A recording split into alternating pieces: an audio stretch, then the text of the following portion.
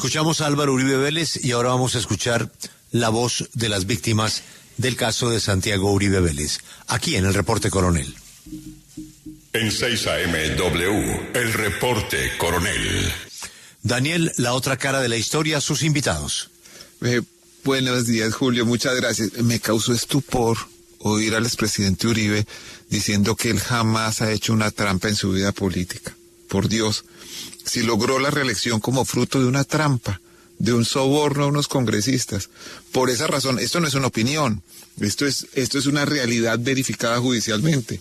Por esa razón está condenado su exministro de Justicia, Sabas Pretel de la Vega, su exministro de Protección, Diego Palacio, 2 secretarios generales de la presidencia, Bernardo Moreno y Alberto Velázquez, además de 3 congresistas, Iván Díaz Mateus, Gidis Medina y Teodolindo Avendaño.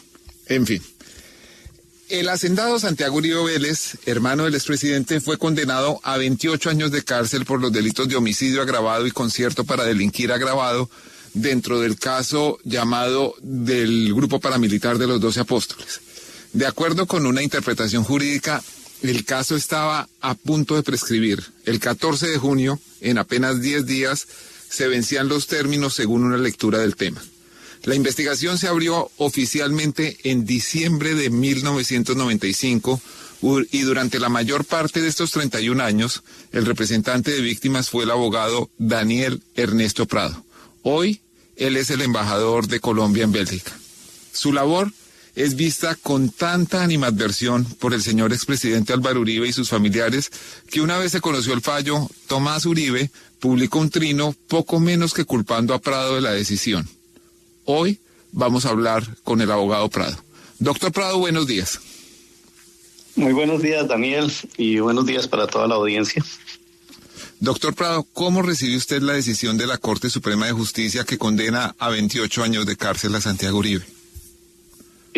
Bueno, lo primero que debo aclarar es que yo ya no actúo como apoderado de las víctimas desde el 2024. Desde ese año no estoy representando a las víctimas cuando me posesioné como embajador.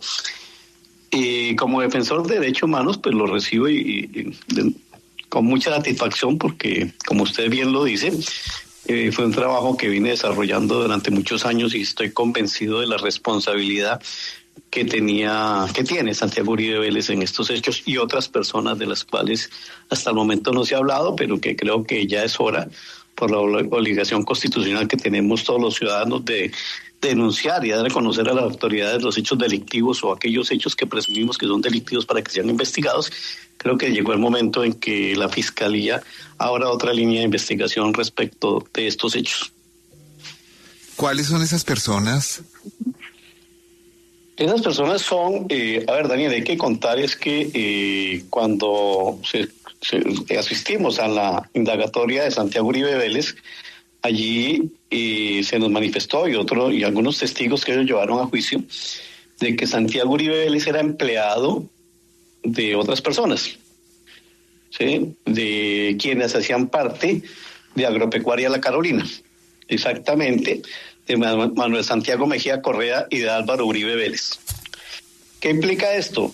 Que las personas que emplearon a Santiago y lo designaron para desarrollar sus labores en la Hacienda de La Carolina deben entrar a aclararle a la opinión pública y a la Administración de Justicia si tenían conocimiento o no de lo que se estaban haciendo con sus dineros y lo que estaba haciendo su empleado al interior de la Hacienda de La Carolina, mantener un grupo paramilitar.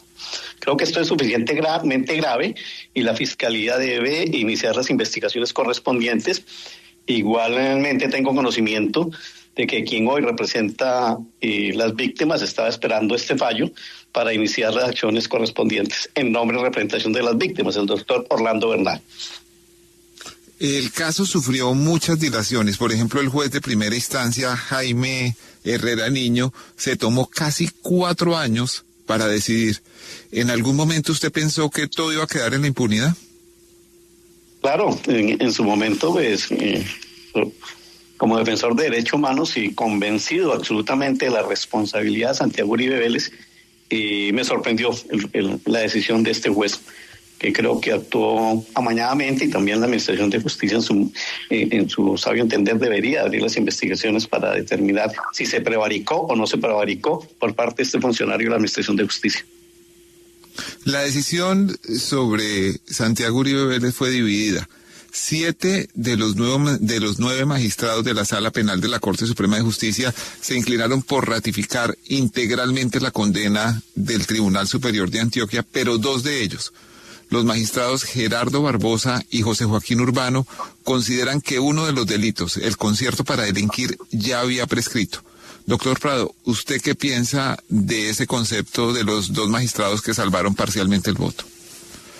Daniel, como le comenté, yo no actúo en este momento como representante de las víctimas, entonces estoy ciertamente alejado desde hace un año de las decisiones judiciales y por lo tanto no me puedo pronunciar sobre ellas, no las conozco. ¿Sí? Habría que quien lleva bien el proceso tendría que colocar su posición. Yo no tengo conocimiento de cuál fue el fundamento de los magistrados para tomar esa decisión de apartarse de la decisión de los otros 7. Sí, señor. Pues mil gracias, doctor Daniel Prado, embajador en Bélgica y quien fuera representante de las víctimas por muchos años. Esta es también la historia de 2 periodistas que empezaron a cubrir el caso en los años 90 y decidieron estudiar Derecho mientras contaban esta noticia.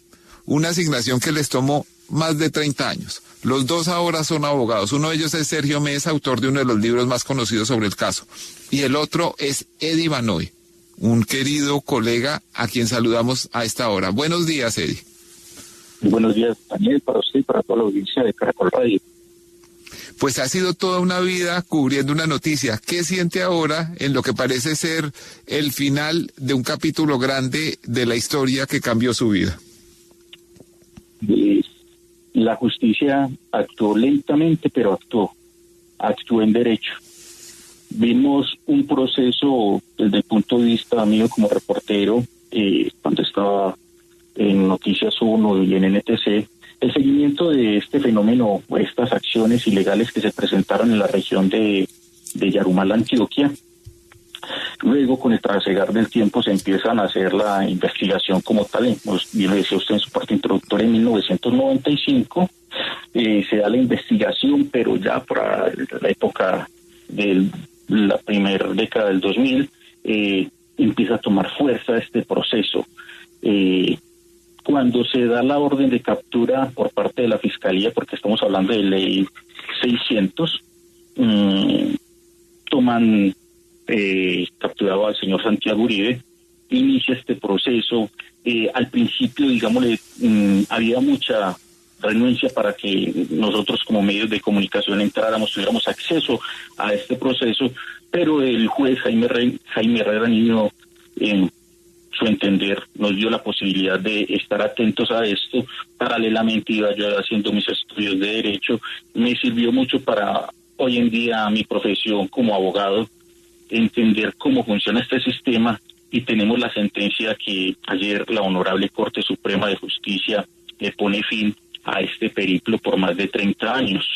Me da a mí, digámosle, sorpresa, toda vez de que en la primera instancia fue absuelto el señor Santiago Uribe, luego pasa al Honorable Tribunal de Antioquia en Sala Penal, donde 3 magistrados revocan la sentencia, condenan a Santiago Uribe a 28 años.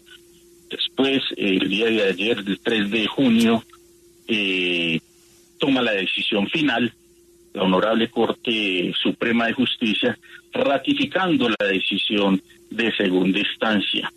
Pues aquí hay que exaltar no solamente que se hizo justicia, sino que también deja un velo de impunidad, porque estamos hablando de más de 500 víctimas en esta región del norte de Antioquia, donde todavía están aclamando lo que tanto esperan las personas, que los responsables paguen. Ya el señor Santiago Uribe, mediante esta sentencia, pierde su presunción de inocencia. Ya decimos que se puede decir que el señor es un paramilitar homicida condenado por la justicia colombiana y tendrá que responder penalmente bajo la medida privativa de la libertad en un centro de reclusión. Esperemos a ver qué pasa con esa orden de captura que ya debe estar vigente, toda vez que en el fallo de segunda instancia se manifestó en su parte resolutivo de sentencia, que una vez quede en firme se ejecutará esta sentencia. Pues muchísimas gracias al doctor Eddie Vanoy, un querido colega que empezó a cubrir este caso cuando empezó. Después de 31 años, el caso no termina. Un juzgado especializado de Antioquia prosigue el juicio contra 3 hombres, alias Pemberti, alias El Enano y alias El Relojero. Están acusados de la masacre en la vereda Chorrillos y del homicidio de Hernán Darío Zapata Correa. Esta semana se presentaron los alegatos de conclusión y solo resta la sentencia. Este fue el segundo reporte coronel de hoy. Muchas gracias.